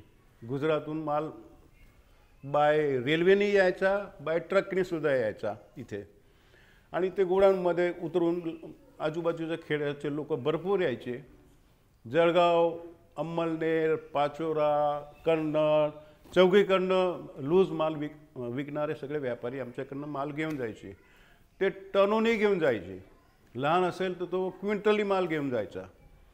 मग वडिलांच्या डोक्यात एक दिवस आलं की आपण एक ब्रँड म्हणून जर मार्केटमध्ये माल विकायचा प्रयत्न केला तर कसं राहील. भावाभावांनी चर्चा केली. तेव्हा तर आम्हाला जास्त इन्व्हॉल्व केलं नव्हतं. तर सगळ्या भावांनी ॲग्री केलं की ओके सुरू करू आपण. सक्सेस झालो तर ठीक आहे, नाही तर आपला हा तर धंदा आहेच. मग 5 ग्राम, 10 ग्राम, 50 ग्राम, 100 ग्राम अशी पॅकेट तयार केली. सूर्यछाप जर्दा म्हणून. आणि बॉम्बेला सूर्यछाप ब्रँडची रजिस्टर करायला ॲप्लिकेशन केली. आम्हाला ते रजिस्ट्रेशन येऊन गेलं. मग मार्केट वाढवलं. तर सुरुवातीला वडील पॅकिंग करून मार्केटमध्ये सायकलवर फिरले. 40 गावच्या आजूबाजूचा एकही खेडा वडिलांनी सोडला नाही की जिथे सायकल घेऊन फिरले नाही. आणि हा पॅकेट माल किराणा दुकानाला द्यायचा, विकल्यावर पैसे द्या आम्हाला. अशा पद्धतीने मार्केट हळूहळू वाढत गेला. बरं, घरी आई राहायची, तर ते आता 5 मजूर झाले, 10 मजूर झाले, मग 25 मजूर झाले. तर ते पॅकेट चिटकवायला खळ लागायची आम्हाला. तर माझी आईने रोज ती खळ बनवून फॅक्टरीला पोहोचवलेली आहे. तेव्हा मैदाहून ती खळ तयार व्हायची आणि ती खळ रोज 1-1, 2-2 पातेले लागायचे. तर ते रोज आई बनवायची आणि मजूर येऊन घेऊन जायचा फॅक्टरीला आणि तिथे चिपकून, पण रोज लागायची आहे. रोजच्या रोज तेवढी लागायची. मग हळूहळू जसं धंदा वाढला तसं ती खळ बनवायची सुद्धा फॅक्टरीमध्ये जी खोली बनवली आणि मग तिथे खळसुद्धा तिकडे बनवायला लागले माणसं. असं 5 मजूर, 10 मजूर, 50 मजूर, 100 मजूर असे वाढले. धंदा जसं वाढत गेला तसा प्रॉब्लेम येतातच. शेवटी मजूर आणि हे आहे त्यांची डिमांड वाढायची की नाही आता आम्हाला पगार जास्त पाहिजे, असं तसं. तर आणि दुसरे डिस्प्यूट वाढत होते. तर या मुद्द्याकडे आपण येणार आहोत. मला त्याआधी एक प्रश्न विचारायचा आहे की आपण शिक्षण घेत असतो, त्यानंतर आपलं स्वतःचं एक स्वप्न असतं की आपल्याला आयुष्यामध्ये डॉक्टर, इंजिनियर असे वेगवेगळे आपण त्यावेळेस आपण ज्यावेळेस एक युवा वर्गातनं जात असतो, त्या अवस्थेतनं जात असताना आपलं एक वेगळी स्वप्न असतात. मात्र आपल्याला वडिलांनी सांगितलं आणि त्यानुसार आपण सगळं ते फॉलो केलं. तरीसुद्धा कॉलेजचं जीवन असो किंवा शाळेतलं जीवन असो, त्यावेळेला आपल्याला काय व्हायची इच्छा होती? एक असं काही तुम्ही स्वप्न बघितलं होतं? हां, तेव्हा कमीत कमी ग्रॅज्युएशन तर व्हायलाच पाहिजे अशी माझी फार इच्छा होती. मग पुढे ठरवू आपण सगळे बसून का मग मला कोणती लाईनीत जायचं आहे. पण मला BComसुद्धा होऊ दिलं नाही. SY झालं की लगेच मला इथे त्यांनी पाठवून दिलं. माझी इच्छा तर कॉमर्समध्ये पुढे जायची होती. मी स्पोर्ट्समध्ये सुद्धा व्हॉलीबॉलमध्ये फार युनिव्हर्सिटी प्लेयर होतो मी व्हॉलीबॉलचा. म्हणजे ती स्पोर्ट्समॅन स्पिरिट तुम्ही तुमच्या बिझनेसमध्ये वापरली आणि आज त्याचं एक मोठं विश्व तुम्ही उभं केलेलं आहे. अशोकजी, मला एक प्रश्न असा विचारायचा होता की आज हा बिझनेस खूप मोठ्या स्तरावरती आज आपण नेऊन ठेवलेला आहे. मात्र अनेक वेळा बिझनेस म्हटलं की त्याच्यामध्ये उतार चढाव येत असतात, त्याच्यामध्ये अडचणी येत असतात. तर असा कुठला एखादा अडचणीचा प्रसंग होता की त्यावेळेला तुम्ही तुमची स्पोर्ट्समॅन स्पिरिट वापरली आणि त्यातनं तुम्ही मात करून तुम्ही पुन्हा उभे राहिला, असा कुठला प्रसंग? एक प्रसंग मला फार आठवतो की इथे चाळीसगावमध्ये KD पाटील म्हणून मी एक युनियन स्थापना केली होती. त्यांनी मजुराला सगळ्यांना हातात घेऊन एक युनियन स्थापना केली होती आणि आम्हाला फार त्रास द्यायचे. इतका रेट द्या, हे फॅसिलिटी द्या, त्या फॅसिलिटी द्या, असं म्हणून ते आम्हाला नेहमी त्रास द्यायचे. आता ते कॉन्ट्रीब्युशनमध्ये आमच्याकडनंही काही वेळ पैसे घेऊन गेले होते. आज हा प्रसंग आहे, तो प्रसंग आहे, तो प्रसंग, आम्ही नेहमी त्यांना सहकार्य करायचो. पण या मजुरीच्या बाबतीत सुद्धा नेहमी ते आम्हाला दखल देऊन त्रास द्यायचे. तो एक दिवस असं झालं की आमची त्यांचे जोरात टसल झाली. आम्हाला इतकं त्रास झाला की परीक्षाचे दिवस होते लहान लहान मुलांचे. तर तेव्हा मजुरांनी आमच्या घरी अटॅक केला, घरीच. आम्ही तेव्हा इथे दत्तवाडीमध्ये राहत होतो. तर सगळे त्रासून गेले. आम्ही पोलीसमध्ये फरियाद केली. आम्हाला त्यांनी सहकार्य केलं, पण ते शेवटी मजूर आहे. मग आम्ही गुपचूप इथे मीटिंग करून चला म्हटलं आता आपल्याला त्रासदायकच आहे, पण यांना आपण पाठ शिकू. तर आम्ही इथे फॅक्टरीला कुलूप लावून दिलं, ऑफिसला कुलूप लावून दिलं. इथे जामनेर आमची ब्रांच आहे. सगळ्या फॅमिलीसह आम्ही 1.5 महिना तिथे राहिलो. मग फॅक्टरीचे साहेब आमच्याकडे यायचे, नाही हो तुम्ही ओपन करा, असं करा, तसं. म्हटलं नाही भाऊ, आम्हाला फार त्रासदायक आहे. आता आम्ही 2 पैसे कमवत नाही आणि इतके मजुराला सांभाळतो, तरी आम्हाला जर हा त्रास असेल तर आम्ही कशाला इथे थांबायचं. तर आम्ही सगळे फुल फॅमिलीसह आम्ही चालले गेलो. जामनेर आमची फॅक्टरी आहे, तर तिथे 2 रूमची खोली आहे. तिथे सगळे राहिलो, खाऊन पिऊन तिथे बसू राहिलो. हा एक प्रसंग फार आम्हाला आठवतो की इतकं सहकार्य करून सुद्धा आपल्याला इतका त्रास झाला आहे, आता पुढे काय होईल. तेव्हापासून आम्ही एक नवीन दोरी सुरू केली मजुरांची. आम्ही त्यांना प्रोव्हिडंट फंड देतोय, दवाखाना देतोय, ग्रॅज्युइटी देतोय, हक्काची रजा देतोय. इतकं सगळं देऊन जर असं त्रास होत असेल तर मग आपण काय करायचं पुढे. मग त्यांनी सुद्धा समजूत घातली. मग तेवढ्यात तो KD पाटील वारला वयामानाने. मग मजुरी हळूहळू समजले का नाही, आपल्याला सीटशी चांगले संबंध ठेवले तरच आहे पुढे कारभार चालेल आपला. मग ते आले आम्हाला समजून सांगायला की नाही तुम्ही सांगाल तसं आम्ही सगळं काम करायला तयार आहे. मग आम्ही पुन्हा इथे आलो आणि फॅक्टरी सुरू केली. अशोकजी, मला एक प्रश्न असा विचारायचा आहे की आता टोबॅकोचा उद्योग म्हटला की त्याला अनेक निर्बंध येतात, युवा वर्गात असेल किंवा ते समाजामध्ये असेल. मात्र तरीही आपण हा उद्योग करता आहात आणि ह्या उद्योगामध्ये, या उद्योगधंद्यामध्ये तुम्ही एक मोठ्या प्रमाणात तुम्ही आज एक एम्प्लॉई वर्ग तुम्ही आज जनरेट केलेला आहे. मात्र तुमचा हा प्रोडक्ट आणि इतर प्रोडक्ट्स, आता बाजारामध्ये असं म्हटलं जातं की इतर प्रोडक्ट्स खूप हानिकारक आहे, इवन टोबॅको इज हानिकारक आहे असं म्हटलं जातं. तर आता तुम्ही त्याचे बिझनेसमॅन आहात, तुम्ही त्याचं उत्पादन करता, तर त्याचं विश्लेषण तुम्ही कुठल्या पद्धतीने करतात की तुमचं प्रोडक्ट आणि इतर मार्केटमध्ये जे इतर प्रोडक्ट्स आहेत की नेमकं त्याचं तुम्ही ती जी सरमिसळ ती कुठल्या पद्धतीने बघतात? आमची टोबॅको जो प्रोडक्ट आहे तो प्युअरली टोबॅको आहे, त्याच्यात काही मिक्सिंग नाही आहे. बाकी इतर गुटखा आणि हे जे सगळा प्रकार जो चालू आहे त्याच्यामध्ये केमिकल्स आणि दुसरं काही मिक्सचर करतात की जे हार्मफुल आहे. आपली प्लेन तंबाखू तुम्ही 100-200 वर्ष मागे गेले तरी ती पिढीसुद्धा तंबाखू हातात असं चोळून खात होते, पण ती प्लेन तंबाखू होती, त्याच्यात काही मिक्सचर नव्हतं. आत्ताच्या या पिढीमध्ये सेंट, केमिकल असं भरपूर प्रकारचं मिक्सचर करून ते देतात आहे आणि ते अट्रॅक्शन ऑटोमॅटिक मार्केटमध्ये वाढलं बी आहे. ते पब्लिक समजत नाही. जी जुनी पिढी होती आणि त्यांना जी जुनी तंबाखू खायची सवय आहे ते आजसुद्धा प्युअर टॉबॅको खातात आणि त्यांना काहीच हानी नाही आहे आजपर्यंत. आणि हे गुटखे आल्यापासून तब्येतीचे फार प्रॉब्लेम व्हायला लागले लोकांना. पण हे समजदारी स्वतःची पाहिजे, कोणतं मला खायला पाहिजे कोणतं नाही. अशोकजी, आपल्या कंपनीमध्ये अनेक वर्कर्स काम करतात, टोबॅकोला हाताळत असतात. याचा त्यांच्या आरोग्यावर काही परिणाम झालेला तुम्हाला कधी तो अनुभव आला का? नाही, आजपर्यंत नाही. माझ्याकडे आज 400 मजूर आहे, दुसरा स्टाफसुद्धा आहे 50-1चा ऑफिस स्टाफ म्हणून. तंबाखू पुडी पॅकिंगमध्ये काम करणारे सुद्धा जे वर्कर आहे, काही वर्षापासून आमच्याकडे आहे. 2-2 पिढी 3-3 पिढींनी सगळे वर्कर काम करत आहे. पण आमच्या आजपर्यंतच्या फॅक्टरीच्या कारखान्यामध्ये काम करणारा एकही मजूरला कॅन्सर आहे का काही अशी मोठी बिमारी आहे असं आज तंबाखूमुळे झालं आहे तसं एक बी प्रसंग झालेला नाही आहे. ड्यू टू ती साधी तंबाखू.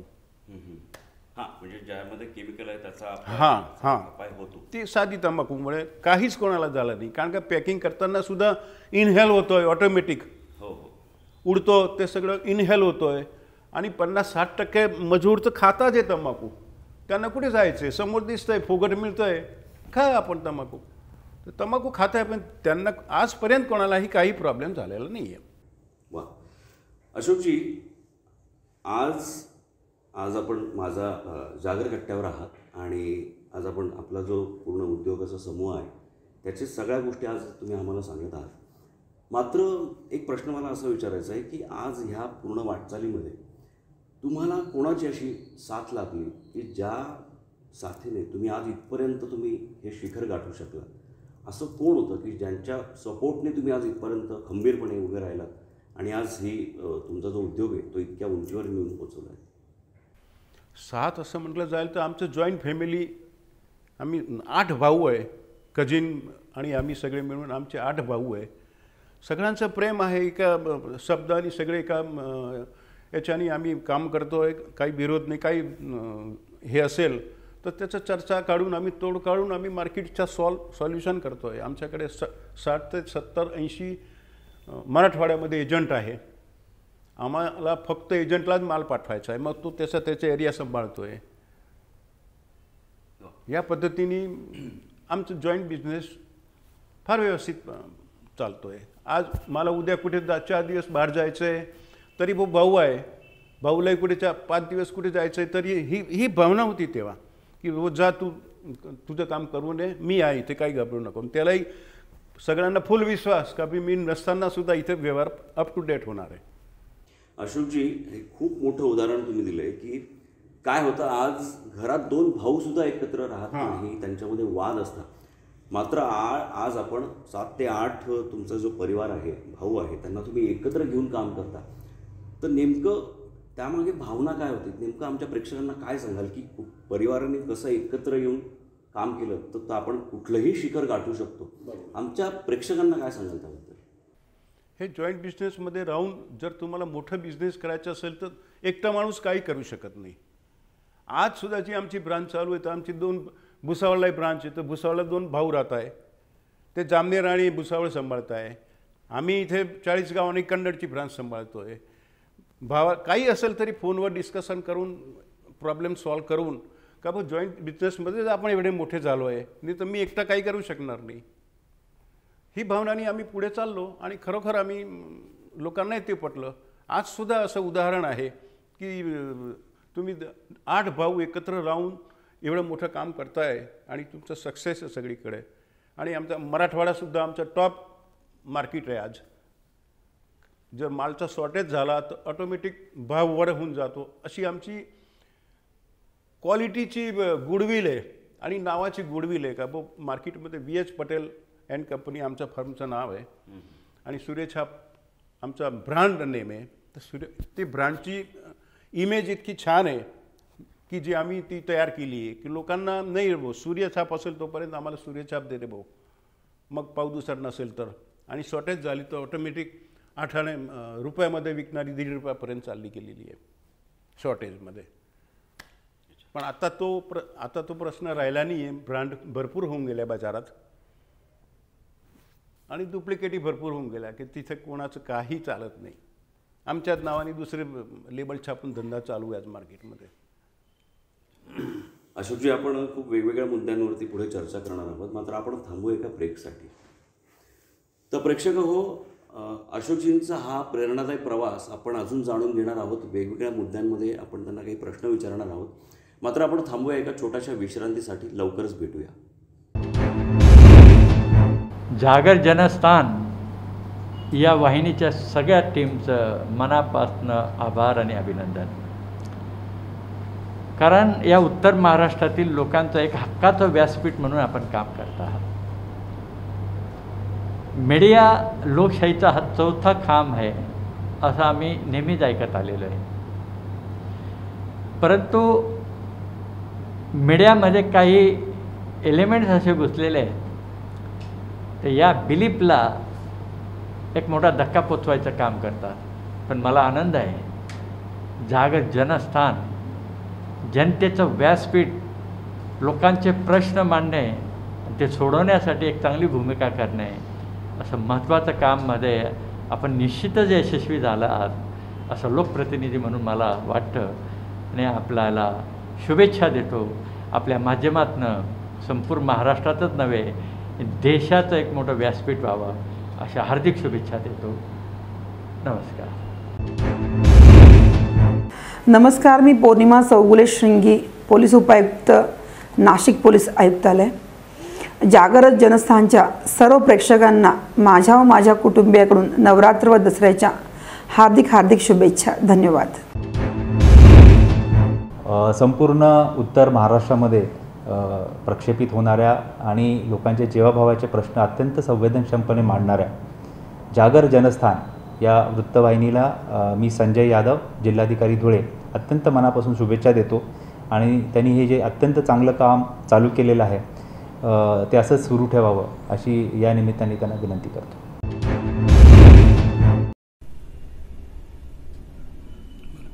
जागर जनस्थानच्या पुढील वाटचालीस मनापासून शुभेच्छा. वाचकांच्या आणि जनतेचा आवाज बुलंद करणारा हे जनस्थान, त्याच्या माध्यमातून लोकशाहीला वाचा फोडण्याचं काम केले जाते. मी मनापासून जागर जनस्थानच्या पुढील वाटचालीला खूप खूप शुभेच्छा देते. धन्यवाद. ब्रेक नंतर आपलं स्वागत. जागर कट्ट्यावर आपण चर्चा करत आहोत सूर्यछाप जर्दाचे सर्वेसर्वा अशोकभाई जमनादास पाटील यांच्याशी. नमस्कार सर. ब्रेक नंतर आपलं स्वागत. सर, मला पुढचा प्रश्न असा विचारायचा आहे की आज आपण सगळ्यांना एकत्र घेऊन आपण काम करत आहात. आज आपला जो काही बिझनेस आहे तो खूप मोठ्या लेवलवरती आपण नेऊन ठेवलेला आहात.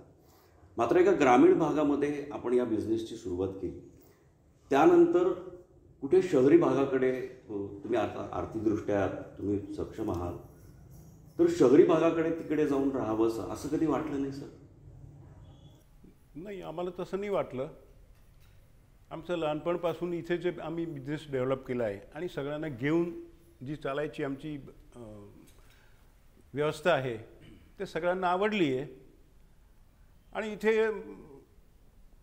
सायलेंट लहान सेंटरमध्ये सुद्धा तब्येतीच्या मानाने किंवा वातावरणाच्या मानाने, ॲटमॉस्फिअरच्या मानाने सुद्धा आमची आवड आहे आमच्या फॅमिलीची. तर त्या पद्धतीने आम्ही काम करतो आहे आणि आमचं सगळं सक्सेस चालू आहे. वा. अशोकजी, मला एक प्रश्न असा विचारायचा आहे की आज आपला समूह खूप मोठ्या लेवलवरती पोचलेला आहे. अनेक कर्मचारी आज आपल्याबरोबर काम करतात. त्याचबरोबर आपण समाजासाठी अनेक सहकार्य केलेलं आहे. आपण हॉस्पिटलसाठी योगदान दिलेलं आहे, आपण शैक्षणिक संस्थांसाठी योगदान दिलं आहे. त्यामागे नेमकी आपली भावना काय होती? बस एक का आपण इथे या धर्तीमध्ये कमावलो आहे, तर या धर्तीमध्ये सुद्धा आपण काही ना काही कॉन्ट्रीब्युशन केलं तर ते आपल्याला आनंद वाटेल का बो नाही मी या इथे कमावलो आहे, मोठं झालं आहे. तर या धर्तीचं एक ऋण आहे आपल्याला, ते ऋणपैकी आपण काही ना काही कामं केलं पाहिजे. त्या ऋणमध्ये आम्ही पुण्याची मोठी संचेती हॉस्पिटल आहे त्यांनाही डोनेट केलं आहे. इथे VH पटेल प्राथमिक शाळामध्ये आम्ही डोनेट केलं आहे. असं लहान मोठे आणखीन काही प्रसंग आले की 40गावमध्ये प्रत्येक आमच्याकडे येतात. आम्ही त्यांना यथायोग्य मदत करून आम्ही त्यांना हे करतो. अशोकजी, एक प्रश्न असा विचारायचा आहे की आज आता उद्योगधंदा म्हटलं की वेळेचं गणित हे फार वेगळं असतं. म्हणजे एक नोकरदार आणि एक उद्योजक यांचं वेळेचं गणित फार वेगळं असतं. नोकरदाराला 8 तास असतात, तो 8 तास काम करतो, घरी येतो, आपल्या परिवाराला वेळ देतो. मात्र एक उद्योजक म्हटल्यानंतर 24 ताससुद्धा कमी पडतात. तर हे वेळेचं गणित आपण कुठल्या पद्धतीने बांधता? नेमकं आपलं रुटीन काय असतं? रुटीन म्हणजे सकाळी उठल्यानंतर आपल्या डोक्यात हेच असतं का बुवा आज काय काय पुढे काम करायचं आहे आपल्याला. त्या पद्धतीने आम्ही फॅक्टरीला एक सकाळी जाऊन राऊंड मारतो, कामकाजची सगळी पद्धती पाहून चेक करून मग सगळं आपण ऑफिसमध्ये येतो. ऑफिसचं सगळं कार्य आणि डिस्पॅचिंग, परचेजिंग हे त्याची काय ते सगळं बघून आपलं प्रोसेस पुढे करतो. अशोकजी, वेळेला धरूनच मला एक प्रश्न असा विचारायचा आहे की ज्या वेळेस हा समूह तयार होत होता, एक हळूहळू उभा राहत होता, त्यावेळेचं वेळेचं गणित, आता आज तुम्ही ऑफिसला थोडा वेळ गेलात, नंतर घरी आलात तरी आज चालतं.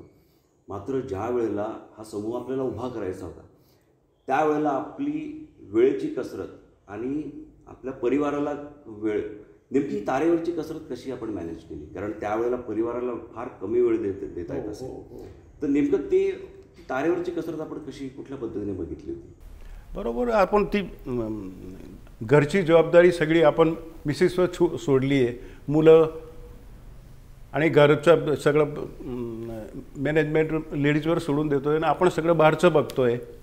त्या पद्धतीने बाहेरचं सगळं आपण करायचो आणि घरचं जे काही सगळं सेटलमेंट आहे ते त्यांनी बघून घ्यायचं की मग आपल्याला घरी आलो की दुसरं काही टेन्शन नसतो. ऑफिस आणि फॅक्टरी हेच आपल्या डोक्यामध्ये असतो सकाळ ते संध्याकाळ. अशोकजी, व्यवसाय व्यतिरिक्त आपले कुठले छंद आहे? कुठे आपल्याला व्यवसाय व्यतिरिक्त वेळ घालवायला आवडतो? मी 15 ते 20 वर्ष लायन्स क्लबमध्ये जॉईन झालो होतो आणि मी 4थ्याच वर्षी मला तिथे प्रेसिडेंटशिप दिली होती त्यांनी. तेव्हासुद्धा मी भरपूर सामाजिक कार्य केले.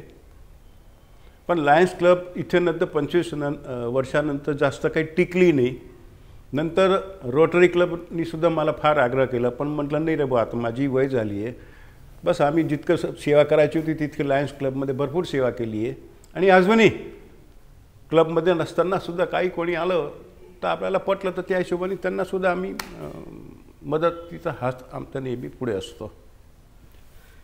अशोकजी, आपण ज्या काळामध्ये आणि मला फिरायची तब्येतीच्या हिशोबाने सकाळ संध्याकाळ मला 1-2 किलोमीटर फिरायची सवय आहे. ते सुद्धा मी फिरतो की माझी तब्येत ऑल राईट राहायला पाहिजे, म्हणून मी आज 77 वर्षपर्यंत हेल्दी आहे असं सांगायला हरकत नाही. अशोकजी, हा उद्योग समूह रन करत असताना आज आपण इथपर्यंत पोहोचला आहात. मात्र या उद्योग समूहाला घेऊन भविष्याची वाटचाल आपण कुठल्या पद्धतीने बघत आहात?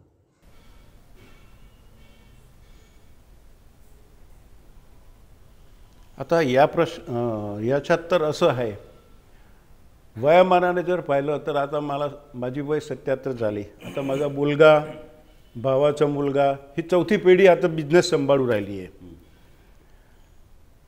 तर आम्ही आता त्यांच्यावर सोपवलं आहे जास्त, की आता आम्ही याच्यामध्ये जास्त इन्व्हॉल्वमेंट न घेता नवीन पिढीने हे शिकायला पाहिजे आणि त्यांना पुढे काय करायचं आहे, त्यांची चॉईस काय आहे, त्या पद्धतीने त्यांना सहकार्य केलं तर त्यांची चॉईसप्रमाणे काम होईल. आमची चॉईस सांगितली तर त्यांना मजा नाही येणार, आमची वय झाली म्हणून. आता हे नवीन जनरेशन सांगेल का आता याच्या पुढे आम्हाला हा उद्योग करायचा आहे की आम्हाला या लाईनमध्ये जायचं आहे, त्या पद्धतीने आम्ही त्यांना सहकार्य करू. अशोकजी, आपण ज्यावेळेस हा उद्योग समूह सुरू करत होता त्यावेळेसची वाटचाल आणि आज इंटरनेटचं पूर्ण जाळं आहे जगामध्ये, तो स्पीड, बरोबर, तर नेमकं ह्याची तफावत, नेमकं याचं विश्लेषण कसं करायला? आज इंटरनेटमुळे आपला धंदा अजून 4 पटीने 10 पटीने वाढला असेल, आणि ज्यावेळेस अजिबात इंटरनेट नव्हतं तरीसुद्धा आपण लोकांपर्यंत पोहोचत होता. तर नेमकं आता याचं गणित तुम्ही कुठल्या पद्धतीने बघता आहात, काय विश्लेषण कराल त्याबद्दल?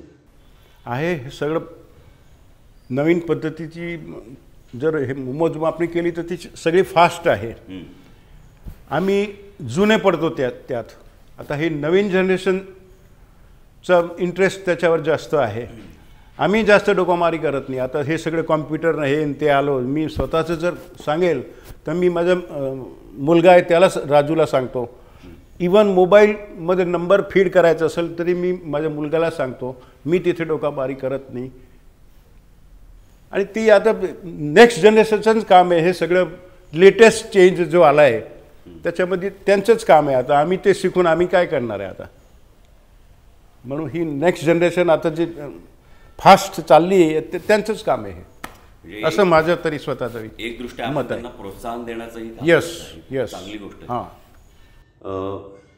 याच मुद्द्यावरून मला एक प्रश्न असा विचारायचा होता. शेवटचा प्रश्न आहे की आपण अनेक लोकांना भेटलात या समूहामध्ये, या प्रवासामध्ये अनेक लोकांशी आपण बोलला आहात, त्यांच्याशी आपण व्यवहार केले आहेत. तर आज एक युवा पिढी काय होतं, आज एक युवा वर्गाला आजही अनेक घरांमध्ये हाच मुद्दा आहे की मुलाला काय व्हायचं, डॉक्टर, इंजिनियर, वकील किंवा अजून काही चार त्याला ऑप्शन्स असतील. आजही अनेक घरांमध्ये तू व्यवसाय कर अशा पद्धतीने त्याला सांगितलं जात नाही, त्याला मार्गदर्शन केलं जात नाही. बरोबर. तर आज आपण एका उद्योजकाचे सर्व आहात. आज आपण अनेक विविध उदाहरणातून आज आपण इथपर्यंत पोहोचलेला आहात. समूह आज आपण मोठा केलेला आहे. तर एका युवा वर्गाला आपण आज काय मार्गदर्शन करा जागर कट्ट्याच्या माध्यमातून? युवा वर्गाला आज सगळ्या युवा वर्गाला आज एक अट्रॅक्शन आहे का बा मोठं शहरच पाहिजे. हे बरोबर नाही आहे माझ्या मताप्रमाणे. आपण मागची पिढींना जर आठवण केली तर ते सगळे लहान खेड्यातनंच मोठे झालेले आहे. तर युवा वर्गाला सुद्धा माझी तर विनंती आहे की तसं शहरामध्येच काही चांगलं काम होऊ शकतं आणि मोठं काम होऊ शकतं असं काही नाही आहे. लहान खेड्यामध्ये सुद्धा तुमची आवडीने जर तुम्ही लहान उद्योग सुरू केला तर तुम्हाला 2-5 वर्षांनी त्याचा रिझल्ट पाहून तुम्हाला पुढे जाता येतो. तर मी युवा वर्गाला तर हेच सांगेल का तुम्ही मोठ्या शहराची अपेक्षा न ठेवता तुम्ही जिथे राहा तिथे तुम्ही जर चांगला उद्योग लहान याच्याने सुरू केला तर तो नक्की तुम्ही पुढे जाणार. वाह अशोकजी, आज आपण खूप वेगवेगळ्या माध्यमातून जागर कट्ट्यावर आमच्या प्रेक्षकांना खूप चांगल्या पद्धतीची माहिती दिली. एक तुमचा प्रेरणादायी प्रवास जागर कट्ट्याच्या माध्यमातून आज त्यांना कळाला आणि आपण आज इतका अमूल्य वेळ आम्हाला दिला त्याबद्दल आपले खूप खूप खूप धन्यवाद. ईश्वर आपली प्रगती करो आणि आपलं आरोग्य, आपल्या परिवाराचं आरोग्य उत्तम आणि उत्तम राखो हीच आमची इच्छा. आपण इथे आलात त्याबद्दल खरंच धन्यवाद. तर मित्रांनो, जागर कट्ट्यामध्ये आज आपण अशोकभाई यांचा प्रवास जाणून घेतला. एक मुद्दा मला सांगावासा वाटतो की आपली जी व्याख्या आहे की प्रगती म्हटली का आपण शहराकडे धावतो, तिथे जातो, तिथे आपलं काहीतरी घडेल असा आपला विचार असतो. मात्र प्रगतीचा विचार हा आपल्या मनात पाहिजे. म्हणजे आपण जर ठरवलं तर आपण आपली प्रगती ही आपल्या शहरापासून, आपल्या गावापासून सुद्धा करू शकतो. हे जिवंत उदाहरण आज आपण अशोकभाई जमनादास पटेल यांच्या उद्योग समूहातून आज आपण जाणून घेतलं. तुम्ही असेच आमच्याशी जोडून राहा. आम्ही विविध मान्यवरांना इथे आमंत्रित करत राहणार आणि त्यांचा प्रेरणादायी प्रवास तुमच्यापर्यंत पोहोचवत राहणार. तोपर्यंत आपण पाहत राहा जागर जनस्थान, जागर कट्टा. धन्यवाद.